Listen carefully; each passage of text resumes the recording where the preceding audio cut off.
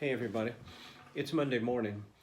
I know most of you are missing your small groups, you're missing your Sunday school classes, you're simply missing church, you're simply missing being with people that you care about.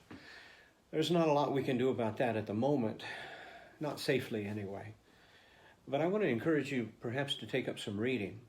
And I have something that fits just about everybody's situation. I'd like to start with those of you who don't like to read. I'm going to offer two books right here. One's called Who Moved My Cheese? The other one is The Generosity Factor. These are two classic books, actually, but look how thin they are. You could take this and read it across 2 weeks, and you will find it helpful, you will find it beneficial. Well, I don't even want to read anything that thin. I'm going to offer some books on CD. I know that's not the format you do. Some of you can do Kindle and other devices. This is inspired by Rachel Held Evans. This is one of the most phenomenal books I've ever listened to. It is amazing. And you men and women would benefit from reading and listening to this or reading the book as you would. This is a wonderful read. Guys, I want to introduce you to one of my favorite authors for men, John Maxwell. This is the 21 Irrefutable Laws of Leadership. This is also a classic. It was one of his very first books. There's also the devotional one that's about that thick. Guys, the thing you'll like about Maxwell is he litters his books with sports stories, quotes and stories from famous athletes and coaches and people who've been around the games that we enjoy watching.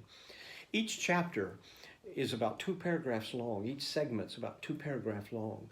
What that means is you can take about 5 minutes and you can read something that will be beneficial to you.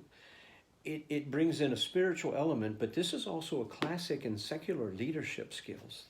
This will help you at your job. And one of the most beneficial books I've ever read by John Maxwell was Winning with People, men and women. This has totally changed my ability to communicate with ordinary folks at the Walmart, at the grocery, and through my work. Best book, one of the best I've ever read. Right now, our ladies are going through Fierce, Free, and Full of Fire. Now, men, I've read this one as well.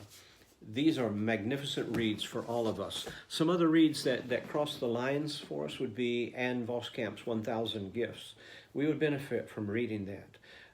I would read anything that Rachel Held Evans has put out. One of my favorites, which is also an easy read, Pope Francis. This one is The Name of God is Mercy.